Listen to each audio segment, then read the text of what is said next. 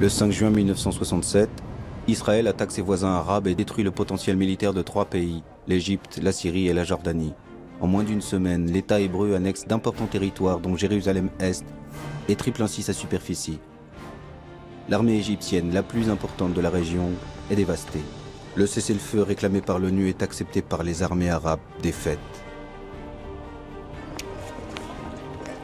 Une humiliation envahit le monde arabe. À Alger, cette défaite est vécue comme un séisme, malgré l'éloignement du champ de bataille. Les Algériens descendent dans la rue pour réclamer vengeance et poursuite de la guerre. L'impérialisme anglo-américain est pointé du doigt comme responsable et coupable d'avoir armé Israël. Il ne fait aucun doute qu'au Moyen-Orient, l'impérialisme a frappé par instruments interposés. Si nous ajoutons cet élément aux autres éléments africains, peut-être même qui sont passés en Asie ou en Europe, d'autres, nous sommes obligés d'aboutir à la conclusion qu'il y a un plan impérialiste qui est mis en application. Le gouvernement algérien rompt ses relations diplomatiques avec les États-Unis. Les représentations américaines sont attaquées, le centre culturel saccagé. Des volontaires se déclarent prêts à aller au combat aux côtés de leurs frères arabes. Ouari Boumedienne se met au diapason de son peuple et mobilise son armée qu'il envoie en Égypte. Mais l'Égypte n'est pas en état de reprendre le combat. L'armée algérienne reviendra au pays au bout de quelques mois, sans avoir combattu.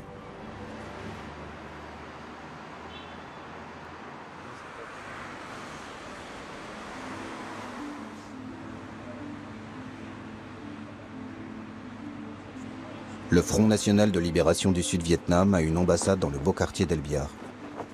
Les Algériens ont une dette envers les Vietnamiens. En 1954, c'était la victoire des communistes vietnamiens contre l'empire colonial français à Dien Bien Phu qui a donné des ailes au FLN algérien pour engager une lutte armée. La solidarité avec la résistance sud-vietnamienne trouve un important écho auprès des Algériens.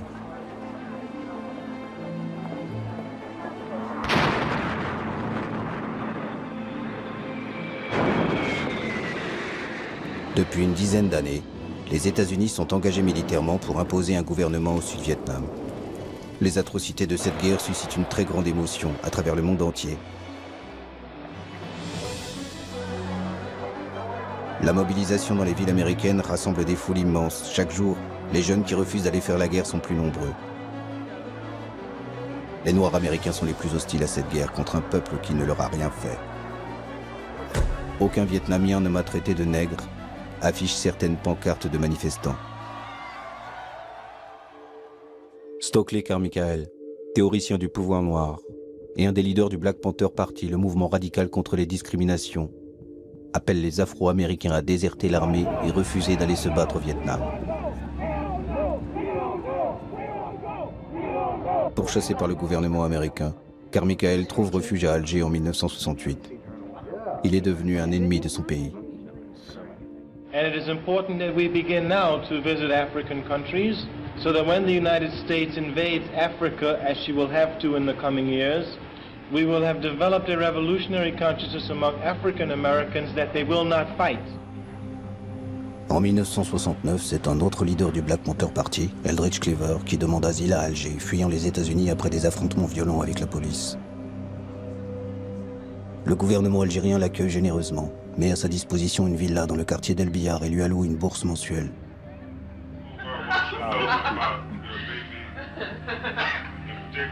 Cleaver s'installe en famille. Avec sa femme Kathleen et d'autres militants qui les ont rejoints, il crée la section internationale des Black Panthers, une sorte d'ambassade du peuple noir d'Amérique, à un moment où les États-Unis n'ont plus de représentation diplomatique à Alger.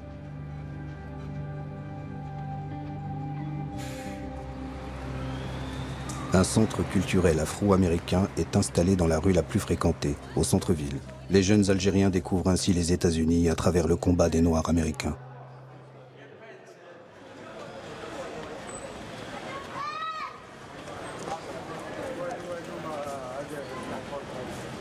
Comme pour tous les révolutionnaires en visite à Alger, le pèlerinage dans le quartier de la Casbah est incontournable pour Eldridge Cleaver.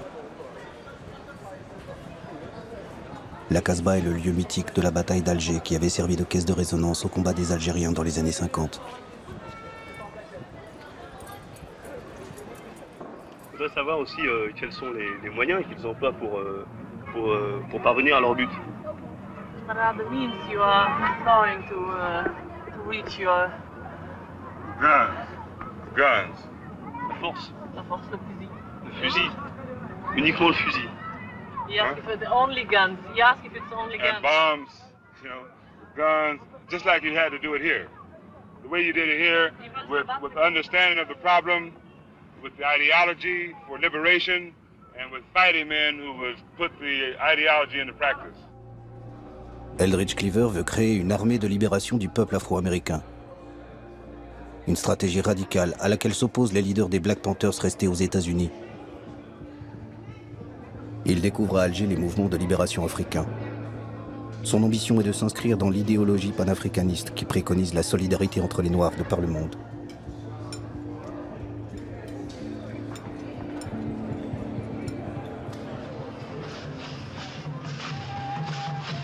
Le combat des Noirs, d'où qu'ils viennent, a une tribune, la capitale algérienne. Le temps d'un été, Alger est la capitale de l'Afrique, en accueillant le premier festival panafricain.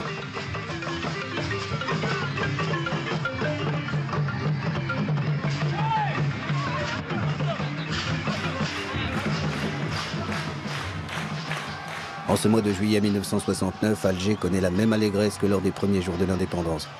L'Afrique indépendante côtoie l'Afrique combattante.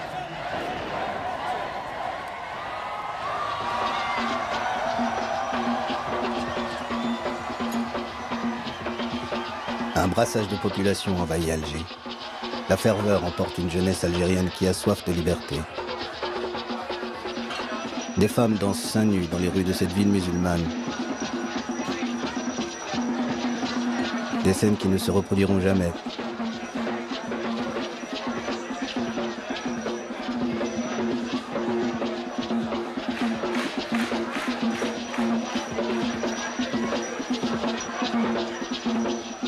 Les jeunes Algériens se sentent aussi africains et vibrent au son de musique qu'ils découvrent. Myriam Makeba illumine le festival de son aura de chanteuse engagée, chassée de l'Afrique du Sud par le régime de l'apartheid. Myriam Makeba rend hommage en chanson et en arabe à l'Algérie, terre d'asile des combattants de la liberté.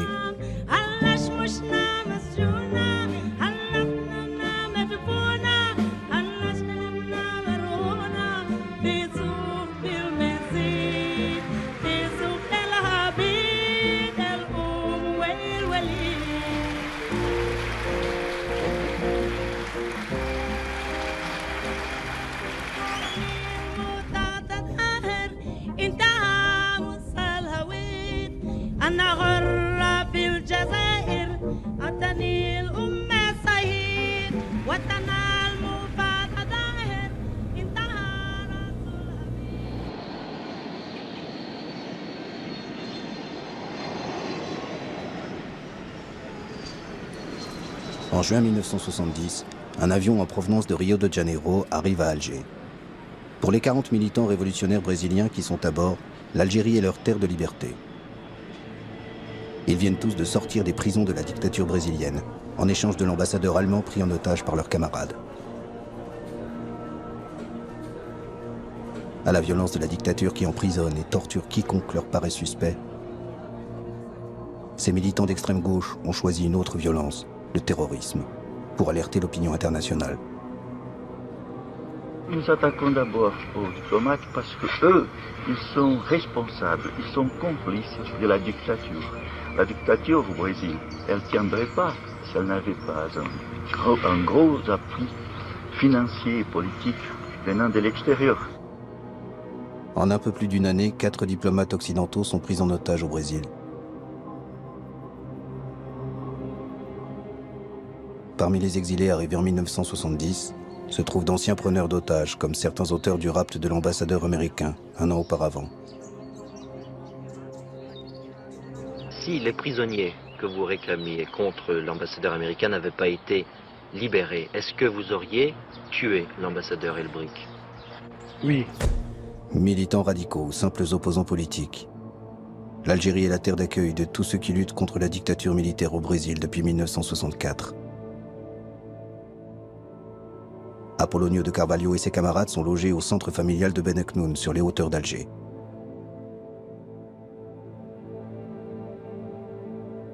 Certains d'entre eux partiront vers d'autres destinations en Europe ou à Cuba.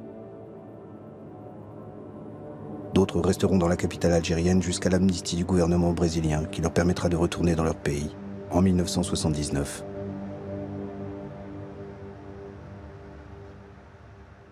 A Delta Airlines DC-8 hijacked yesterday in Florida landed today in Algeria.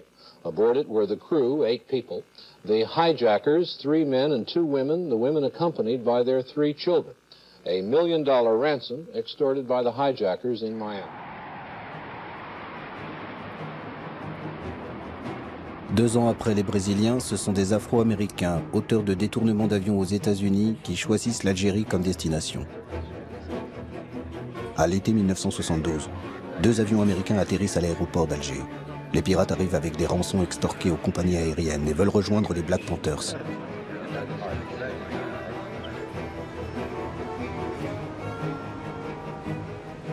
Les autorités algériennes, embarrassées, les emmènent dans un grand hôtel du centre-ville.